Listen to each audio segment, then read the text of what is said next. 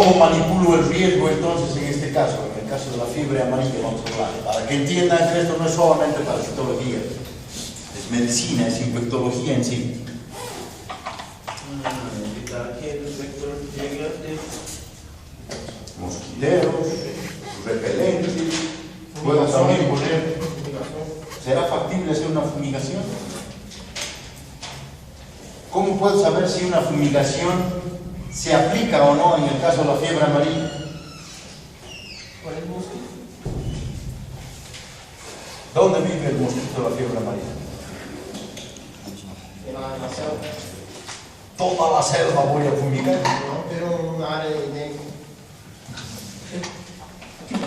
Por cuestiones de costos no podría fumigar toda la selva, ¿no es cierto? A ver, vayan a Brasil y fumiguen todo el Amazonas para no tener fiebre amarilla.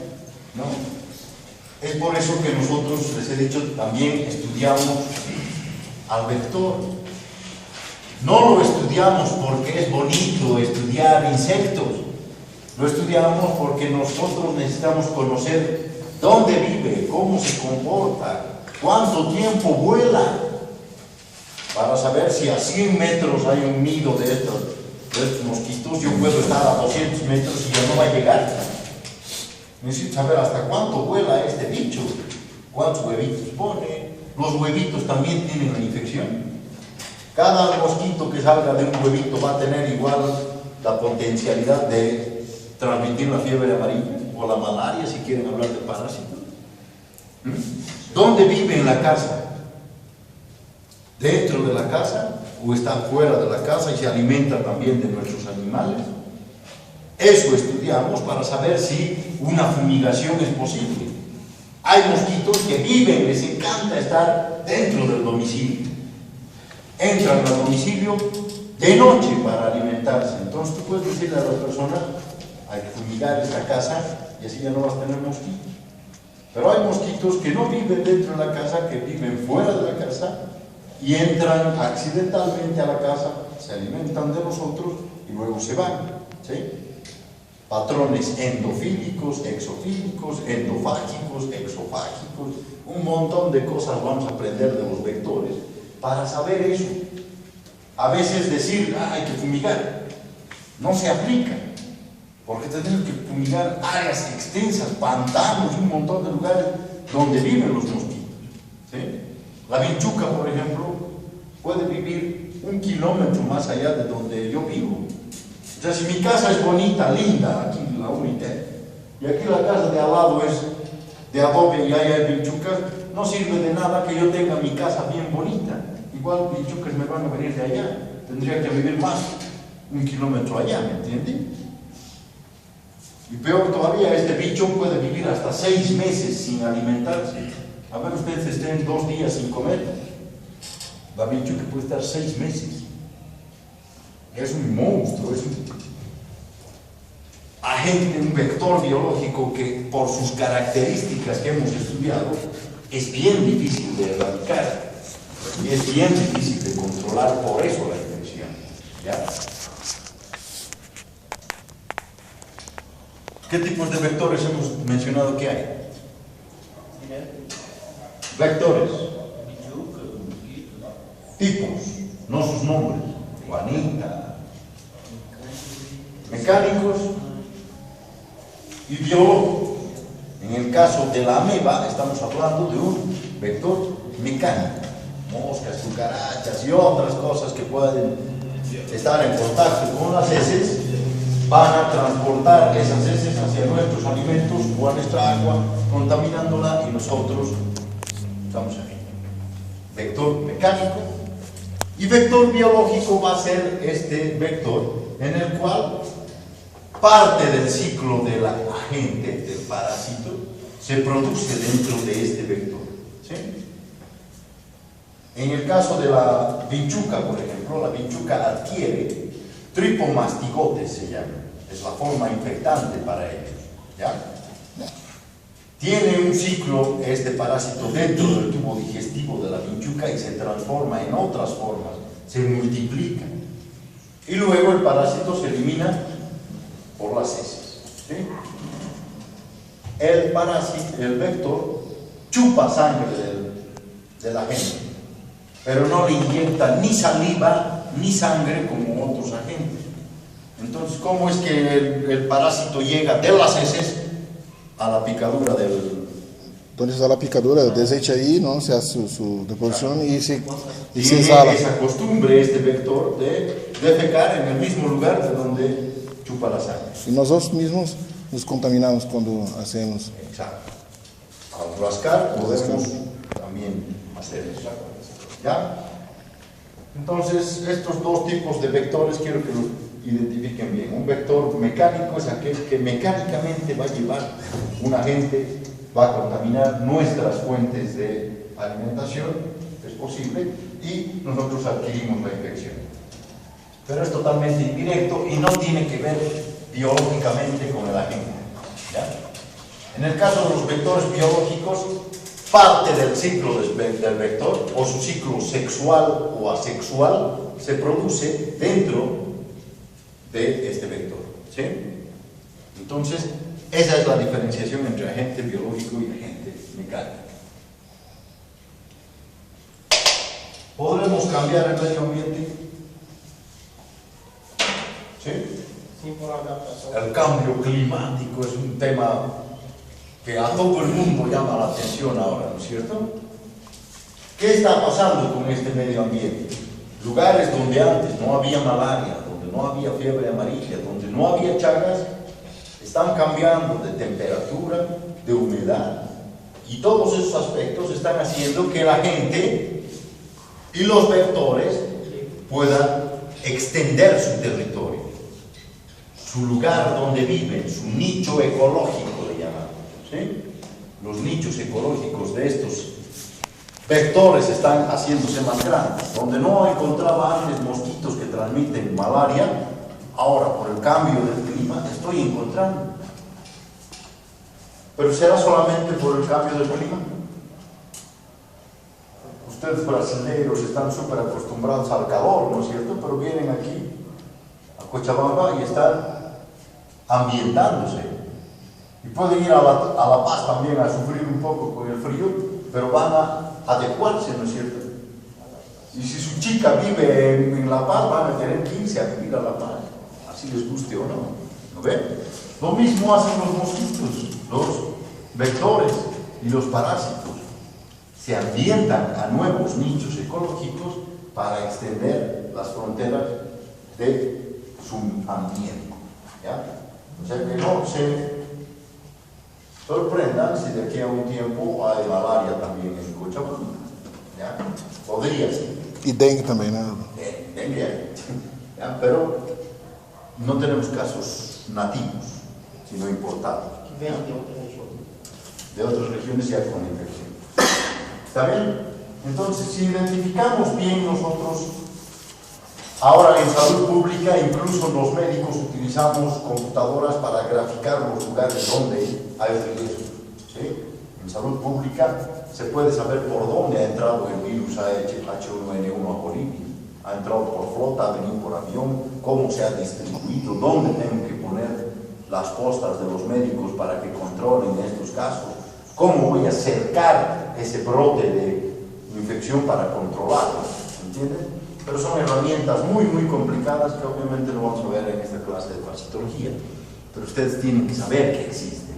¿Ya? Controlar una enfermedad tiene que ver con el conocimiento bien detallado de todo esto. ¿Sí? El año pasado yo vi un noticiero en el Hospital Viedma. ¿Sí? No me acuerdo si era de dengue o de fiebre amarilla, pero en el noticiero salían las camas del Hospital Viedma con mosquiteros para evitar la infección. Cualquier médico que sabe eso va y se caga de risa y dice: idiotas, aquí no hay el mosquito, ¿para qué están poniendo mosquiteros? En el Hospital Viedma, médicos, capos, haciendo semejantes estupideces. ¿Me entienden?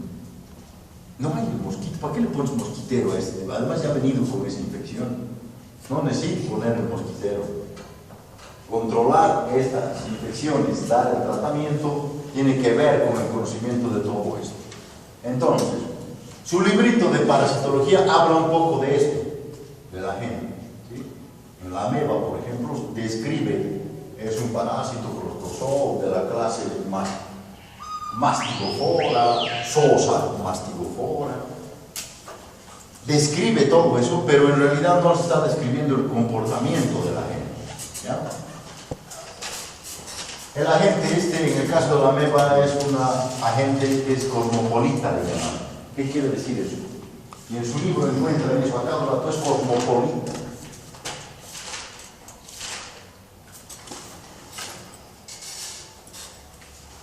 Vive en cualquier país del mundo, quiere decir. Yo me voy a la China, va a haber amebas. Me voy a México, hay amebas. ¿Sí? No pasa lo mismo con otras infecciones, como hemos dicho, con el Chagas. Me voy a Estados Unidos, hay Chagas, pero no nativos. Son bolivianos que se han ido a vivir allá.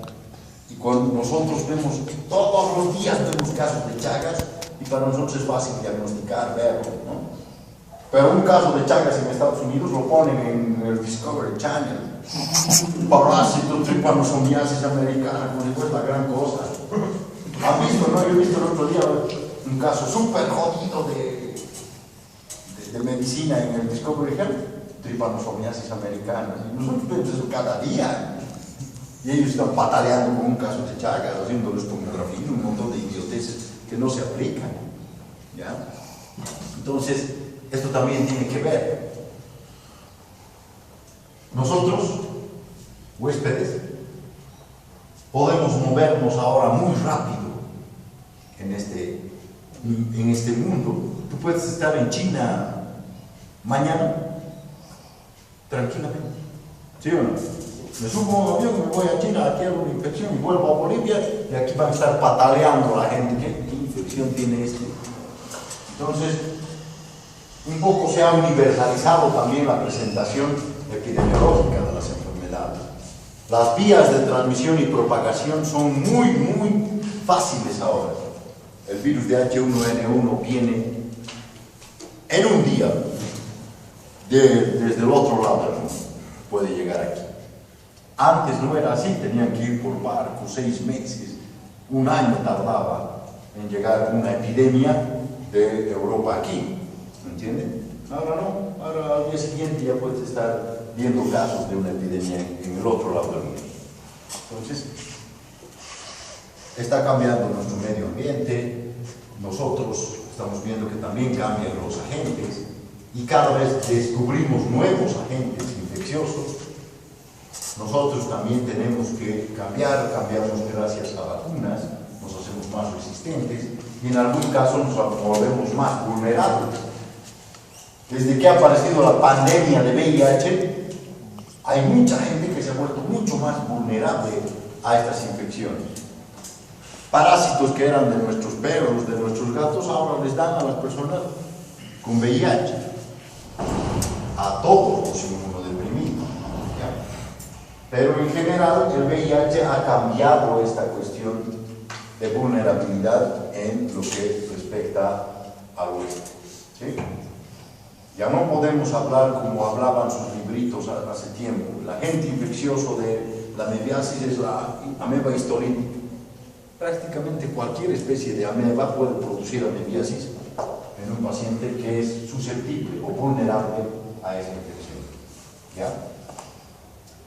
Básicamente, quiero que entiendan todas estas relaciones y que entiendan que cada palabrita en su libro de parasitología, que lo van a leer y lo van a recitar para la siguiente clase, sobre todo amebiasis,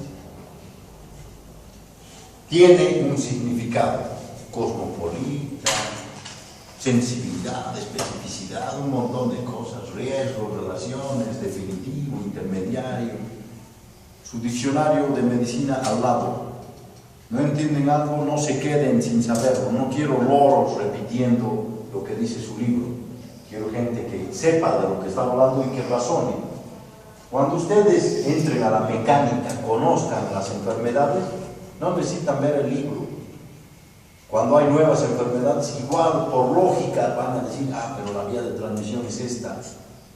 si es fecal oral, si descubro mañana un virus que se transmite de la misma manera que la ameba, voy a ver que las relaciones se parecen, signos, síntomas, diagnóstico, a veces hasta el tratamiento mismo podemos utilizar, ¿sí? Entonces ya por lógica ustedes van a tratar eso. A veces no sabemos qué está pasando con nuestro paciente y tenemos que darle el tratamiento para paliar un poco su sufrimiento, para que no sufra hasta que encontremos a este carajo que está produciendo la enfermedad, ¿sí? Entonces, la anterior clase les he pedido a todos en nuestra clase práctica que vean lo que es métodos diagnósticos directos e indirectos. Vamos a hablar un poco de eso para terminar esta clase. Y todo aquello ya está conocido, ¿no? ¿Alguna duda?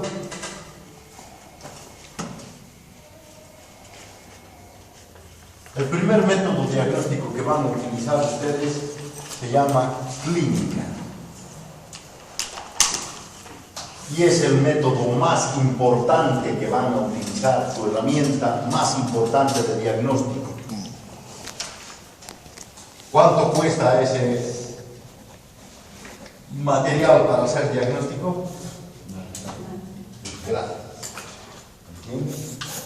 Van a tratar prácticamente gratis a sus pacientes si saben hacer un diagnóstico clínico. ¿Qué es hacer un diagnóstico clínico? Buscar los signos, síntomas de su paciente y en base a esos signos y síntomas, como hemos visto en la clase práctica, no groseramente, sino bien detalladamente, vamos a ver, dolor abdominal, dice su libro, ¿no es cierto? Nosotros tenemos que saber dónde es ese dolor, qué características tiene ese dolor, cómo se irradia, cómo ha comenzado, a dónde se ha dirigido, qué tipo de dolor es. Eso nos va a decir, ¿es una ameba o no es una ameba? ¿Sí? Ya hemos hecho esto en clase práctica ayer. Hay un grupo con el que no hemos hecho, pero vamos a hacerlo en la siguiente clase, en la siguiente semana. ¿Sí? Necesito que vengan todos a clases. No quiero ver 10 personas aquí porque no están inscritos 10. Entonces, ¿qué más utilizo para hacer un diagnóstico clínico? Além de uma boa anamnese, doutor, tem que saber quando uma boa anamnese para ser diagnóstico. Eso es. La anamnesis, los signos y síntomas vas a hacerlos en una historia clínica. Sim, uma boa história. ¿Sí? Ya les he dicho también ayer, mientras mejor sea su historia clínica, mejores médicos van a ser ustedes. Cuando lleven semiología, métanle duro a ver qué es la historia clínica y cómo se utiliza, cómo se hace. Además, esta historia clínica ahora es un instrumento legal. Van a ver con la doctora Ayala cómo se utiliza la historia clínica para meter a la cárcel a los médicos. Le he dado este tratamiento, pero no está en tu historia clínica. Y si no está en tu historia clínica, yo no estoy seguro de que le hayas dado, o sea, que te entres a la cárcel. ¿Entiendes? Auditoría clínica, auditoría médica. Es un instrumento legal, pero para nosotros es un instrumento para hacer diagnóstico. ¿Ya? ¿Qué más necesito? Signos y síntomas es todo lo que necesito para hacer diagnóstico.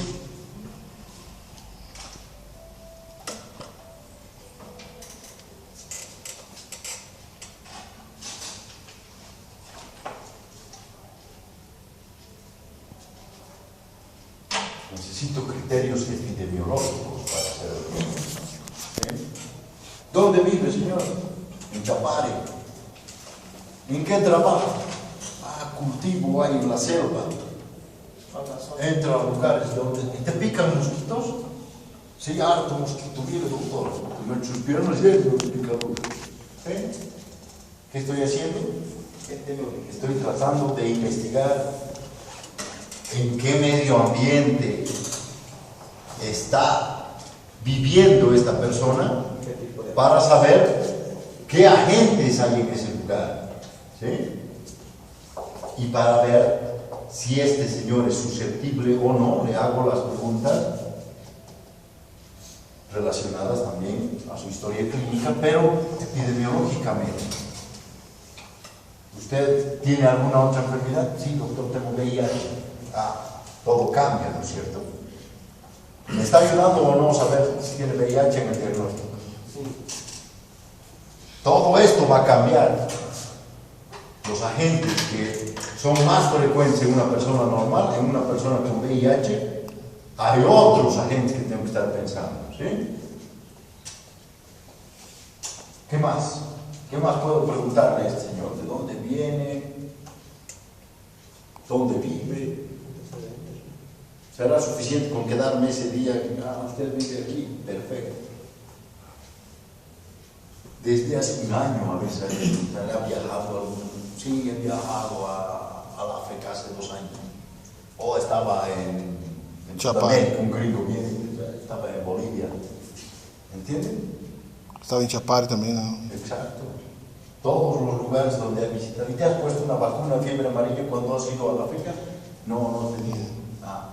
¿Entienden? Esas cositas van a aprender a preguntarlas dentro de su historia clínica. Lo lamentable es que ustedes debían llevar semiología antes de llevar parasitología. Así yo estaría hablando ya cosas que ustedes saben.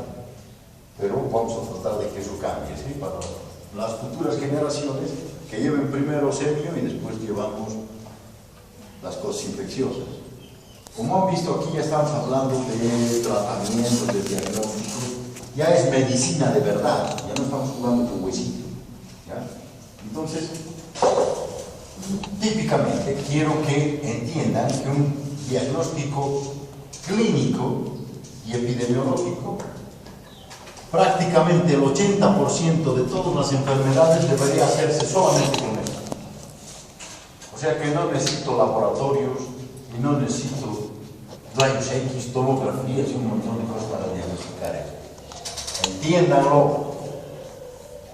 A nivel del mundo se ha hecho análisis y hemos dicho casi el 80%, casi 8 de cada 10 enfermedades no necesitan de instrumentos muy complicados para hacer diagnóstico. Un estetoscopio, un tensiómetro.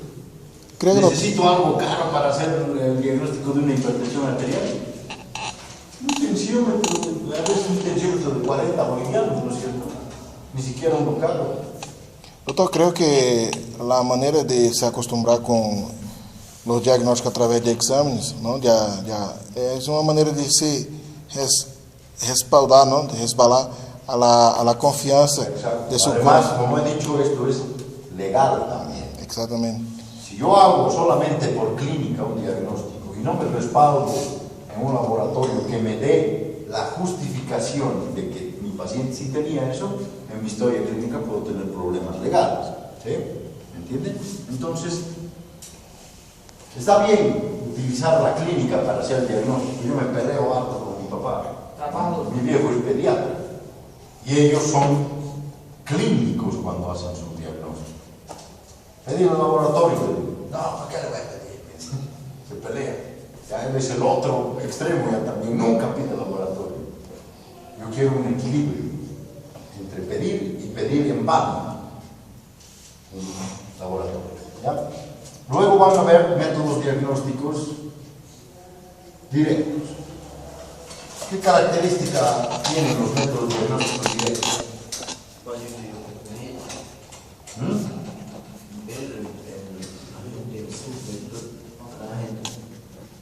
Directo quiere decir que estoy viendo a la gente, no al vector.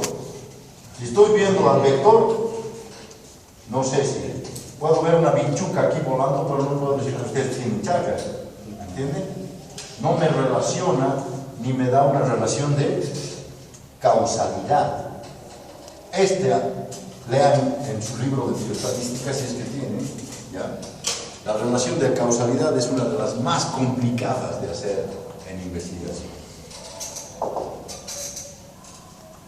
Quiere decir entonces que estoy utilizando un método para ver directamente al parásito en donde se encuentra, obteniendo una muestra. ¿Sí? Esta muestra puede ser diferente, más bien va a ser diferente, adaptada a cada agente patológico. ¿Sí? Cada agente Por eso en su librito dice dónde vive la ameba, en qué lugarcito del colon le gusta estar, para saber justamente dónde voy a obtener la muestra. ¿Ya? Entonces, todos los parásitos del tubo digestivo, que vamos a ver en el primer parcial, la muestra que vamos a utilizar va a ser eso, ¿no es cierto? A veces vamos a utilizar otro tipo de muestras. En los niños, por ejemplo, es difícil a veces obtener una muestra de heces, ¿ya? Y tenemos que saber cómo sacar esa muestra de heces, o cómo sacar otra muestra que nos pueda hacer bien, ¿ya? Entonces, pero lo más simple en este caso es ver al parásito dentro de las heces. Yo obtengo las heces, ¿puedo verlo directamente o necesito lentes para verlo? Lentes. ¿Con lentes? Necesito en este caso un microscopio, ¿no? ¿Cuánto mide más o menos un parásito? De 15 a 60 micras, de 20 micrômetros. 20, 80 micros más o menos, vamos a ver qué es lo que mide un parásito. ¿Qué tipo de microscopio necesito entonces? Electrónico no hay, ya lo sé. Un microscopio óptico, nada más. ¿Sí? No necesito un microscopio de campo oscuro ni nada complicado, o sea que es relativamente barato, sencillo, fácil hacer un diagnóstico. Compro un microscopio y ese microscopio me puede servir para millones de diagnósticos, porque no necesita nada más que luz, ¿no es cierto? Es un microscopio de luz. Por el tamaño de estos agentes, un virus tiene una micra, 0.5, una bacteria diré, ¿sí? Y mucho menos que eso un virus. Entonces con un microscopio óptico no puedo hacer exámenes directos. ¿Sí? ¿Por qué? Porque no puedo ver a la gente. Ustedes vean cómo se hace. Si se pudiera ver el virus del VIH en un microscopio normal, fácil sería hacer el diagnóstico, ¿no es cierto? Una muestra de sangre al microscopio, este tiene VIH. Pero no se puede ver. ¿Por qué? Por el tamaño. ¿Sí? Tenemos la suerte de que en parasitología el tamaño nos permite identificar. Peor todavía, hay parásitos que miden 12 metros, van a ver gusanos salir del trasero de sus pacientes, y cuando yo veo al gusano lo agarro, digo, este tiene este parásito, es súper fácil, porque es un diagnóstico directo, ¿sí?